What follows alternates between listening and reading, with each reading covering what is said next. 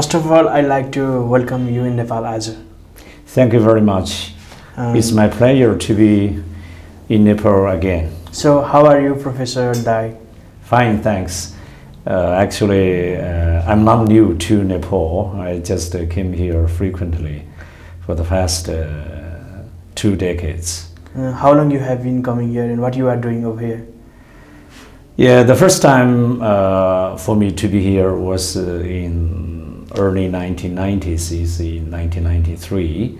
I worked in a civil engineering company to be the assistant to the general director of the Kathmandu office of the Sichuan International Economic and Technology Corporation, CETECO.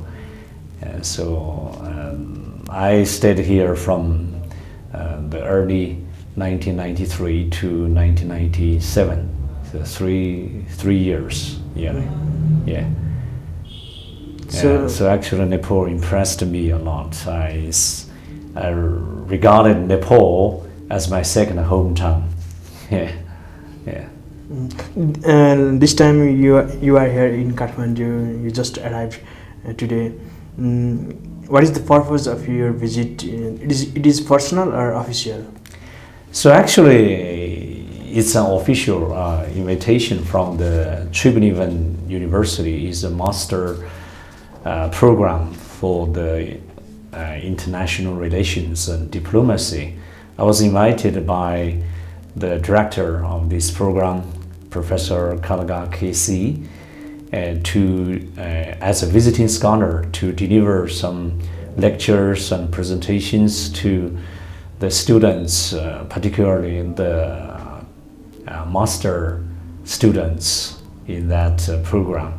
Because this program had very good cooperation with our Institute of South Asia Studies in Sichuan University.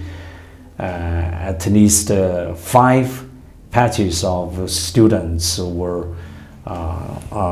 to Sichuan University to participate in this joint training program for the master degree students.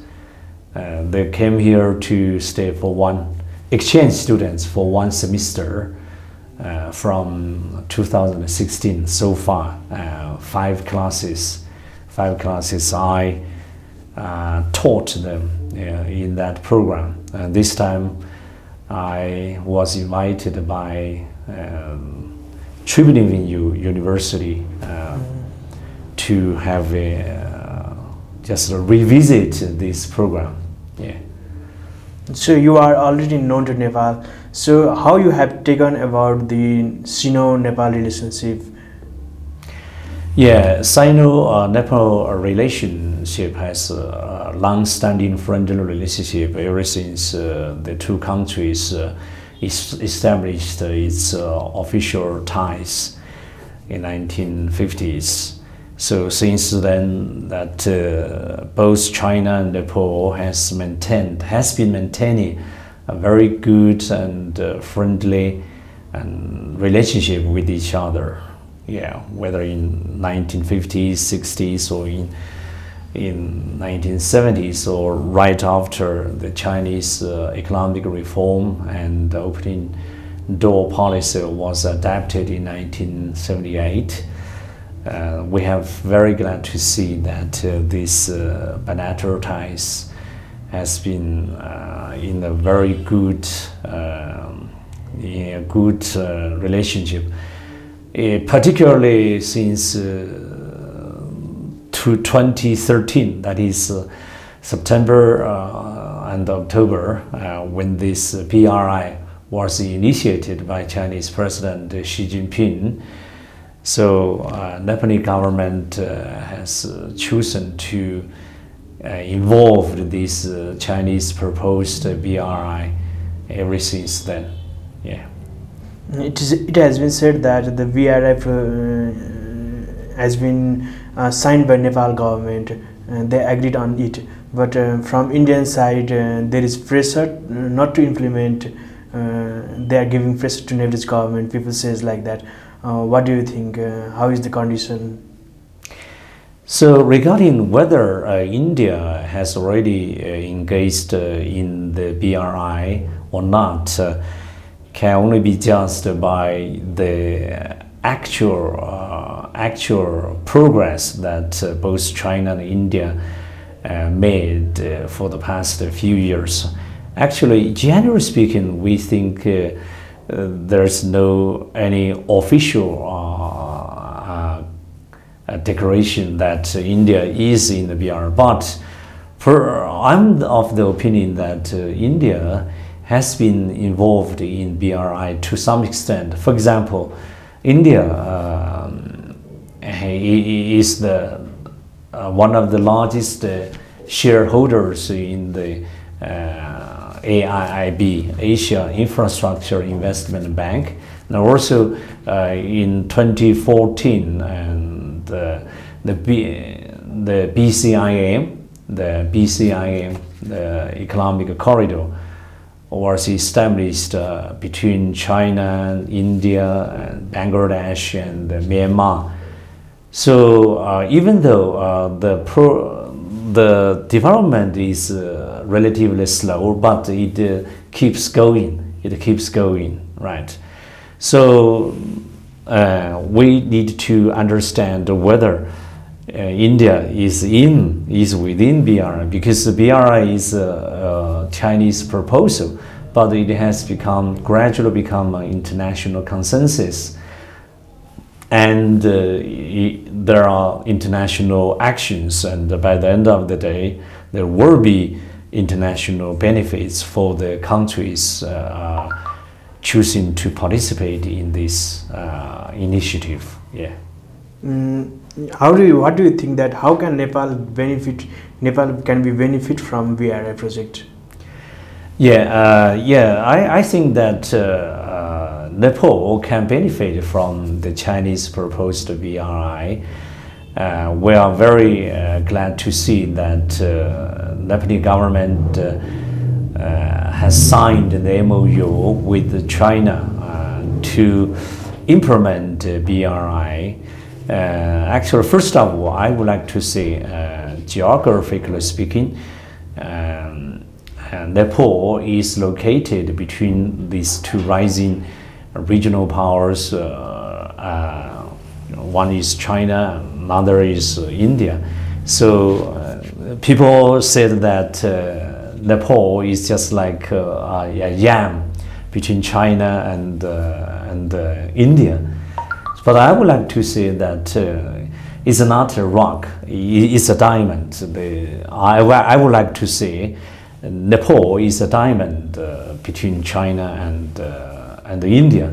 So long as Nepal choose to adopt a very appropriate strategies towards both China and India, so that Nepal can maximize these advantages, because you need to catch up the faster train of economic development of both China and India. I think it's a diamond, it's not a rock. Yeah, it's not rock. Rock means that something tough, right? Even though we had meat is a yam, but this yam is with diamond character, right? Both China and because traditionally speaking, secondly, I would like to make it up that traditionally speaking, Nepal has a very good and closer historical and linguistic and cultural linkages with India, but at the same time, Nepal has long-standing closer linkages with the Chinese Tibetan area.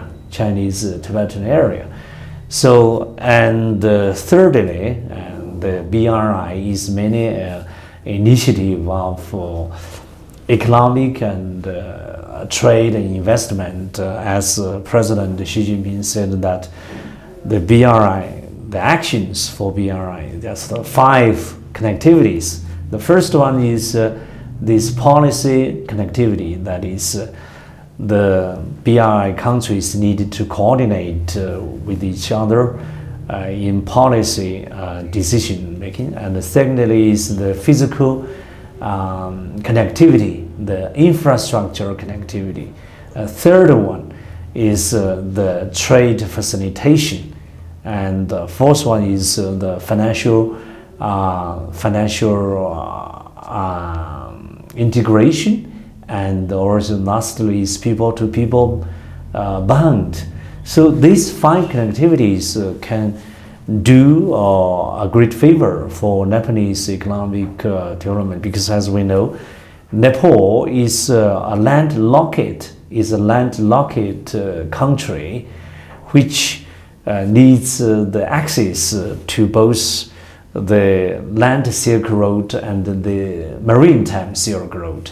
To the north, with this increasing closer linkages with China, you can diversify its Nepalese economic connections with other countries such as China and other foreign or even the Western countries. To the south, traditionally, you depend on India. So for me, I think 4 words, that is the economic diversification for Nepal to benefit from this Chinese proposed BRI. And politically speaking, if Nepal wishes that a better prosperity and faster economic development, it must have a stable, much more stable political situation, that is political unification. So that is political unification and economic diversification, which these 4 words, I just frequently talk about these 4 words to the scholars from Nepal and to the scholars from India, or particularly I discuss this with the students from Tribhuvan University, even students from the Jawaharlal Nehru University, and also the University of Kabul, Afghanistan, and also the students from Poland, the Warsaw University, because in this short-term joint program for master degree students, I teach them the BRI and Chinese neighborhood diplomacy. Sir, what do you think that BRI project is a very expensive project for Nepalese in Nepalese context, because the geography is very intense to connect with China, right?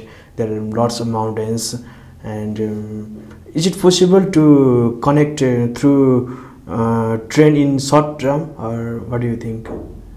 How to connect with China?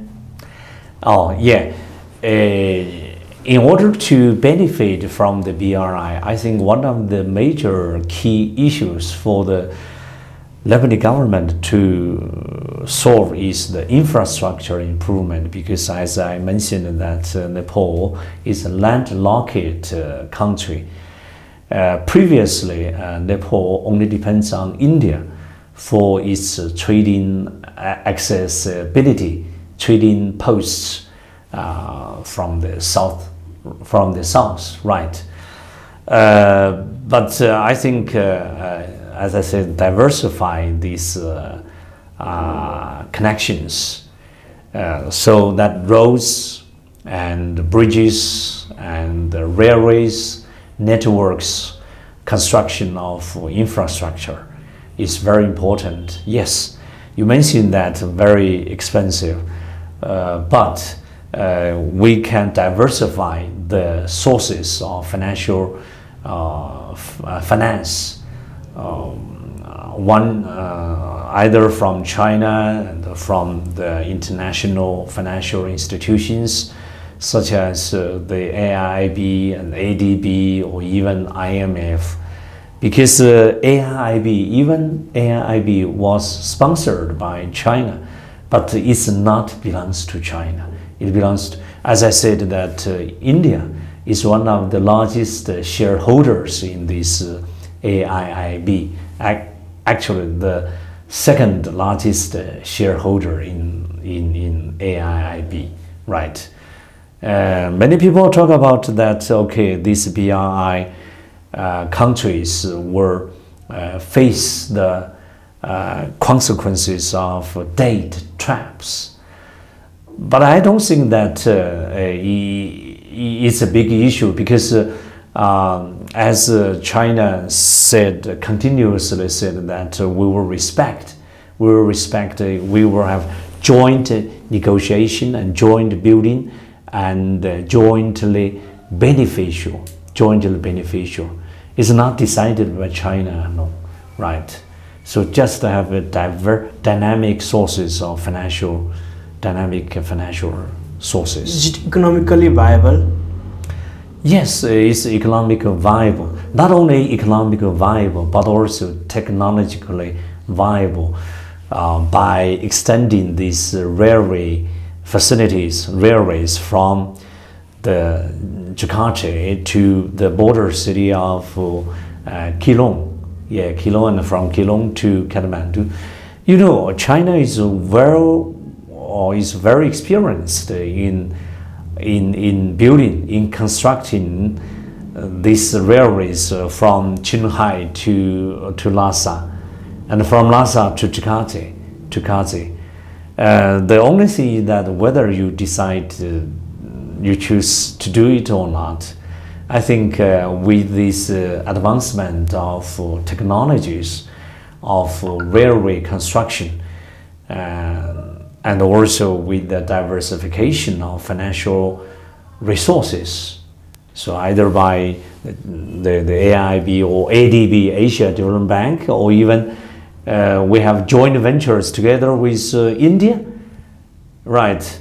Because AIB is open, it's inclusive, it's not inclusive, right? Well, AIB has the principle of inclusiveness and openness, and to encourage the closer cooperation with other well-developed international financial institutions such as ADB and World Bank, and even World Bank, right?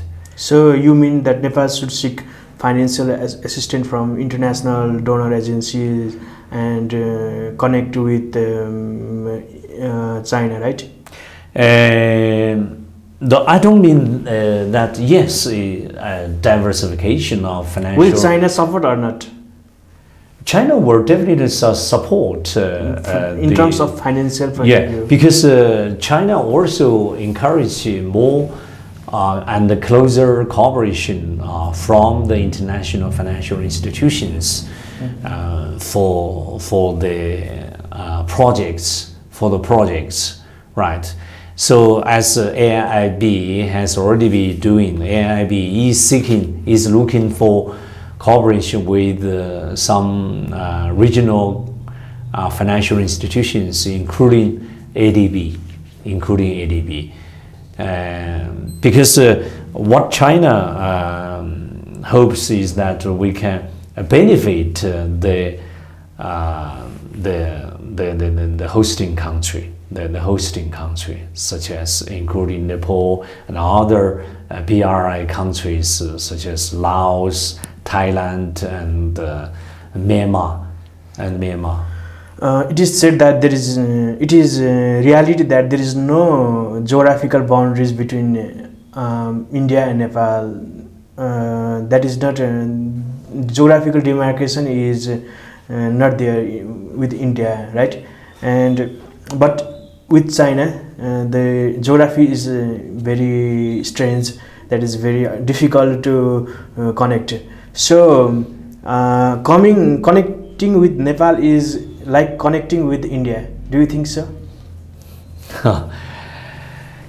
The open border between Nepal and India is a domestic affair between Nepal and India. which you have been adopting this policy for quite a few decades, right? It is between Nepal and India, these two governments. But between China and Nepal, the border is not open. That doesn't mean that Nepal does not have a better connection with China anyway. As a sovereign state, nation state, Nepal is a sovereignty state. We respect the sovereignty, and we respect this. As you know, that the basic principles for Chinese neighborhood policy is this non-interference of the peaceful coexistence of non-interference of the domestic affairs and the peaceful coexistence and mutual respect of sovereignty and independence. This is the basic principles of Chinese foreign policy. So I don't think that even though Nepal choose to connect with China in the north, that doesn't mean that China can still enjoy the open border with India, because anyway, the open border between Nepal and India is not between India and China, right? Is not something so simple expression of this. Some Indian politicians claim that Nepal should discontinue relationship with China. What do you say? What is your comment over here with that? So I don't think that it's possible for Nepal to discontinue or to disconnect relations with China or other Western powers, and only to develop relations with India. You cannot imagine. I may ask you a question. Will Nepal agree with this proposal? Do you think that it is possible for Nepal people to accept that? I don't think Nepalese people will expect. Or do you think that all the Indian people accept this proposal? Just ask the Nepali people to maintain the relationship only with India. I don't think that. But the Indian politicians are arguing like that. It's a politician. No, I don't think it is a good idea to suggest that Nepal to disconnect connections with China, because as we never make such suggestions to India, or we never do that, because we respect the sovereignty and independence, and we stick to the principle of non-interference of domestic affairs of Lebanese government and the people, right? We Chinese people won't tell Lebanese people just to disconnect relations with India. I never said. In the contrast, I encourage that Nepal to maintain good relationship with both China and India, because you are between China and India. So that's why I stress the importance of this the maximization of advantages with both China and India, because China has its own advantage and India has its own advantage, right? China has advantage in, if specifically speaking, in terms of this implementation of BRI or participation of BRI.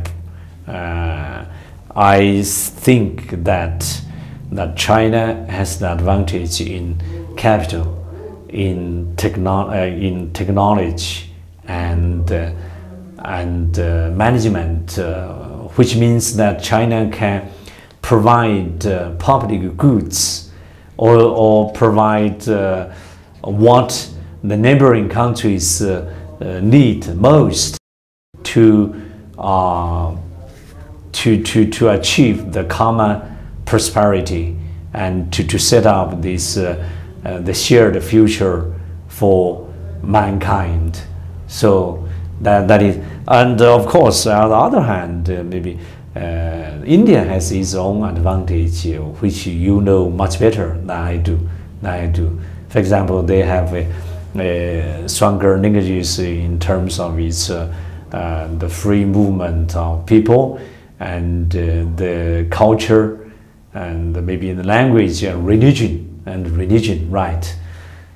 For this, but for China, we can help Nepal to improve its infrastructure and to facilitate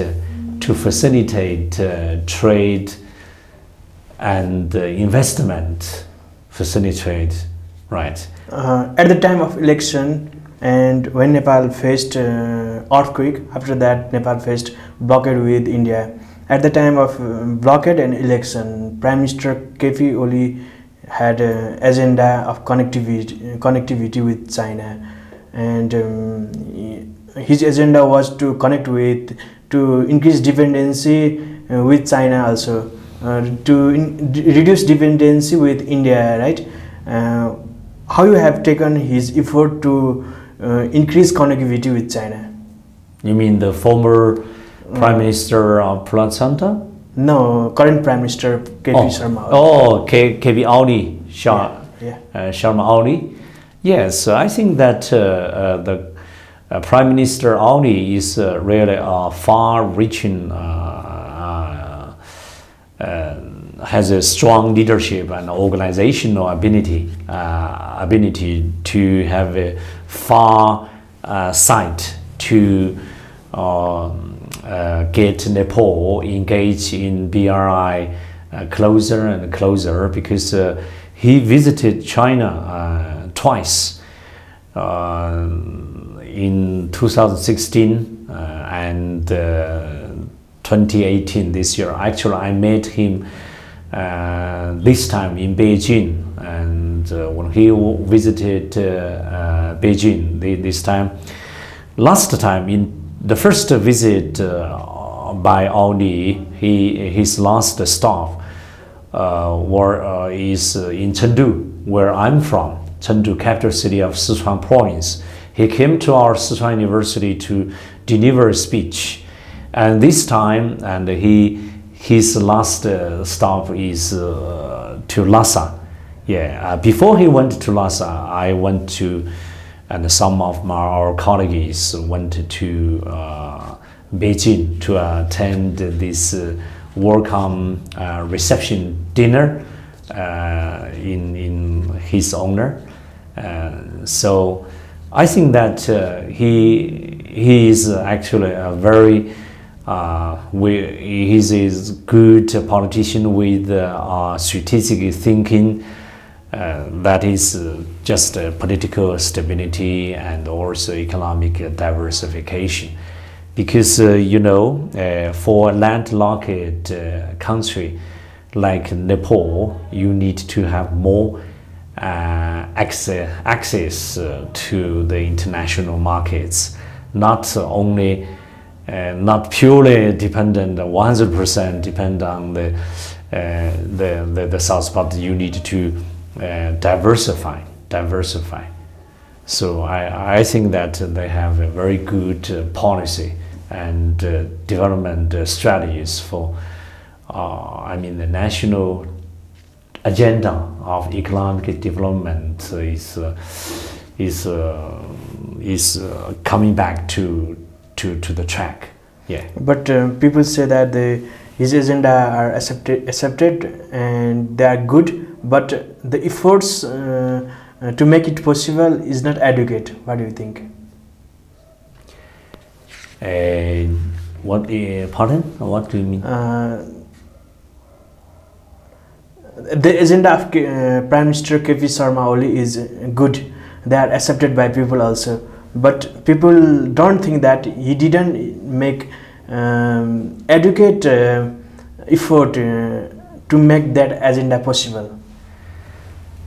You see, and as I said, that Oli government has consistently working very hard to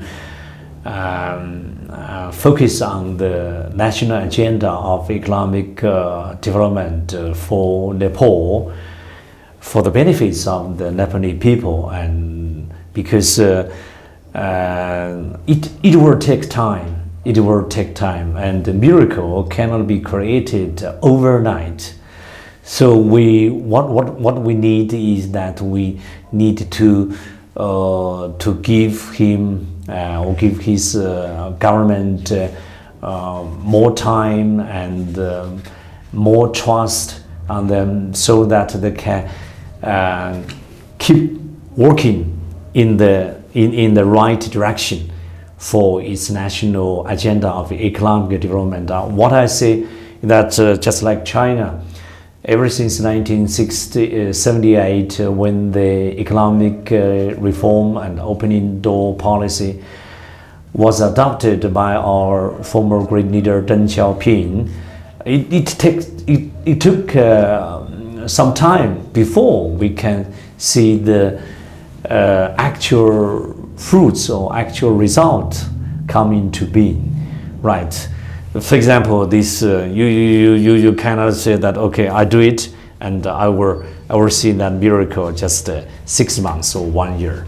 Let him do it 1 term, 2 term, and wait and see, and wait and see. And I strongly believe that only government can create a miracle if Nepal enjoying this keeps going this current stable political situation and the current economic diversification direction. So with this help from China, from India, from other major foreign Western countries, including EU, right? I think that first, just focus on the national agenda of economic development.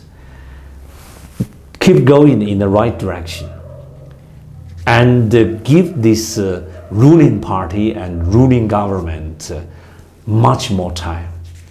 If the people, the Lebanese people, accepted this agenda, so why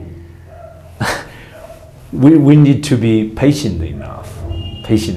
So what do you think, sir? When will Chinese trend will come in Kathmandu? Well, I hope that the Chinese trend will come to Kathmandu. The sooner the better. The sooner the better. But it will take you see, as this extension of the railway from Jakarta to Kathmandu, it's not easy job. I admit that. Technically speaking, there are some difficulties, which I think with the advancement of the modern technologies in railway construction, it can be overcome. And financially speaking, as you mentioned, that where does the money come from? I think that with the joint efforts of both Nepalese government and Chinese government and the international communities, and I think that the day will come sooner. Yeah. So I don't know whether you have an idea about the railways from Qinghai, the Germo, to Lhasa, and then from Lhasa to Jakarta. It happens. So at the very beginning, people doubt, oh, it is so difficult and it's not easy, it's not possible. But sir, by the end of the day, you are expert in international relationship with Nepal and China. What do you think the role of ex-Prime Minister Pushpakamal Dahal Prachanda in strengthening the relationship between Nepal and China? And I think that actually the first time when I met the ex-prime minister, the former prime minister Prachanda, was in the year of 2013 when he visited our university, Sichuan University. He delivered a speech in our university, and in that speech he stressed the importance of the long-standing friendly relationship between China and Nepal. As I said, that both China and Nepal maintained a very good and friendly relationship with each other ever since its former diplomatic ties was established in 1950s. Whether it is in the monarchy as a period or in this republic period with this political transition, I think that both countries choose to be friends. But I think that it's a continuation of the foreign policy, continuation of foreign policy, at least the bilateral ties between China and Nepal. Whether it is Prachanda and the current Downy, it's continuation. It is, yeah. Before election, there was two major communist party in Nepal, Maoist and UML. Yeah. So, how you have taken the unification of communist party and making it one giant, big communist party? So, as a matter of fact, just right after the merge of these two communist parties, the UML and Maoist, to form a new Nepalese Communist Party, I published one article in the Republic Daily. I short comments in that article. I said that the formation, the merge of these two communist parties, or the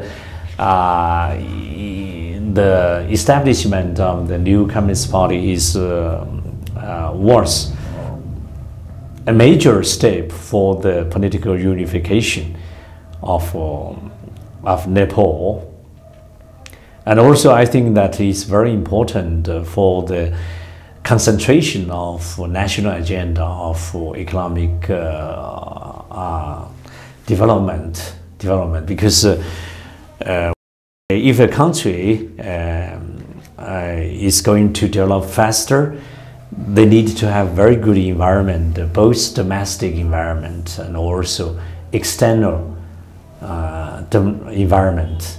So for domestic internal environment, that they need to have a strong party leadership and to lead the country and the people to focus on the national agenda, approved by the parliament and accepted by the people. So for the external environment, you need to have more friends, more friends to create a favorable environment for the introduction of foreign direct investment and more trade and business and more tourism and more opportunities for the people, particularly the young people, yeah. What could be the role of China to help in Nepal's education system and economic development? I think that that's a very important point. Yes, education and cultural cooperation between China and Nepal is very important. But actually, under BRI, one major connectivity is the people-to-people bond, which means that education and cultural exchange. So, as President Xi Jinping stressed many times that it is very important for China to promote and strengthen the people-to-people exchange or the people-to culture exchange with our neighboring countries.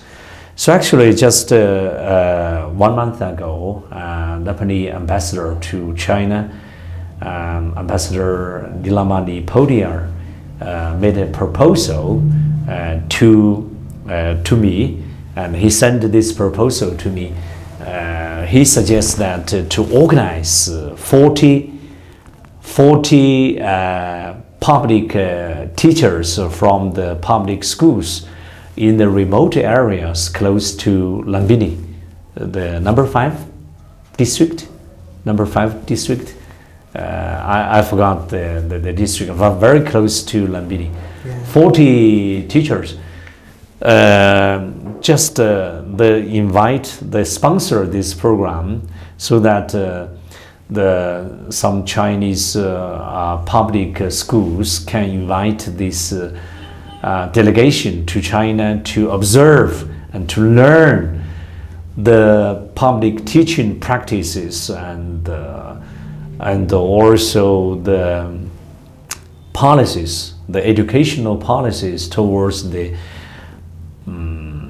rural areas, especially the poverty-stricken areas. Because in China we also have some poverty-stricken areas to learn how China does, how China performs its educational equality. And so I think that I'm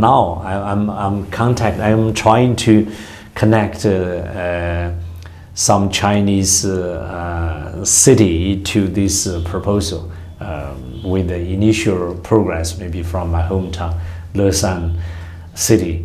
They are trying to discuss it in September. Yeah.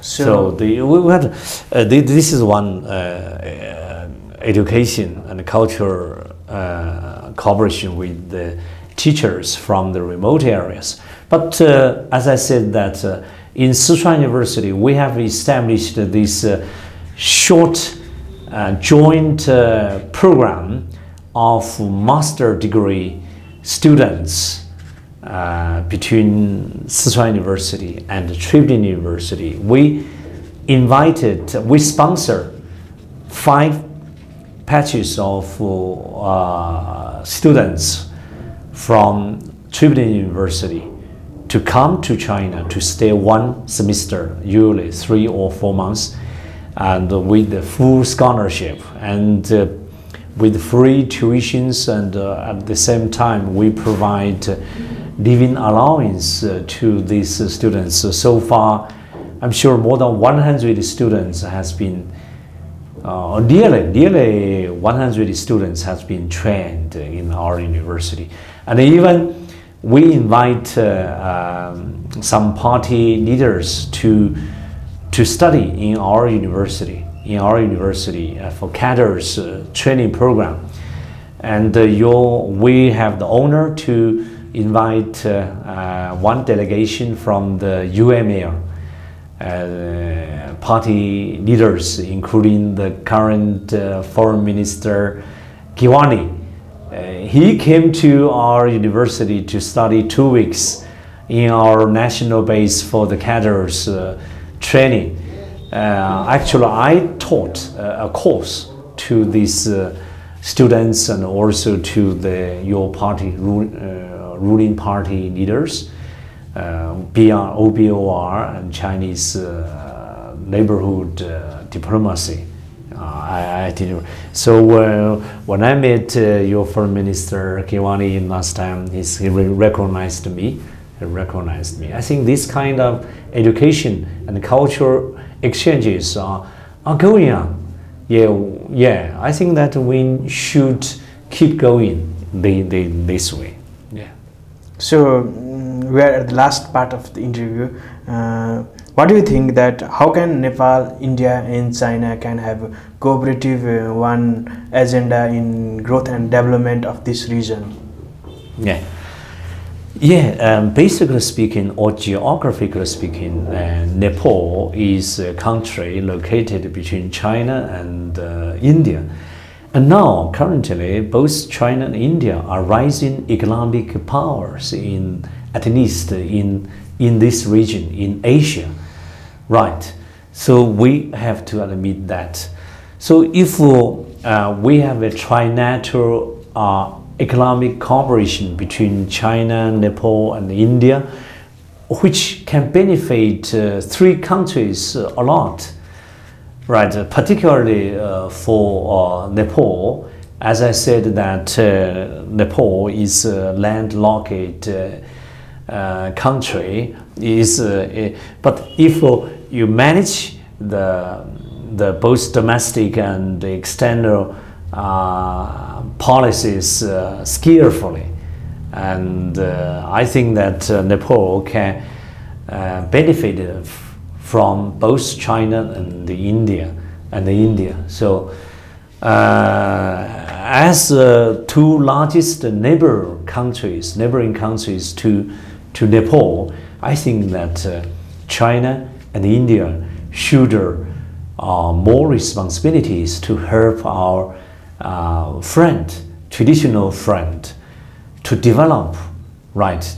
At least I always talk to Nepalese students or India students. I think that as largest neighboring country with much faster economic development and more advanced technologies and management, we need to help our neighboring countries to develop better, so that we can create a common prosperity, so that we can the dream of the shared future for the community of mankind can be realized sooner, right? Right. So both China and India should shoulder more responsibilities, because I think that we should shoulder more economic and also moral responsibility, right? If we regard Nepal as our friend, as our friendly neighboring country, right? A friend in need is a friend indeed, as this old saying goes, right? In Nepal, there is contribution of United States and European Union also for development of Nepalese society, economic and social development, in Nepalese democracy as well. So how can Nepal get benefit from Westerners? What do you think? You see, yeah, as I said that economic diversification and unification are very important for Nepalese future development. That diversification means that Nepal should diversify its partnership with China, with India, Western powers, to make friends whenever possible. Democracy is a good thing, right? It's a good thing. I don't ignore the importance of building a democratic society.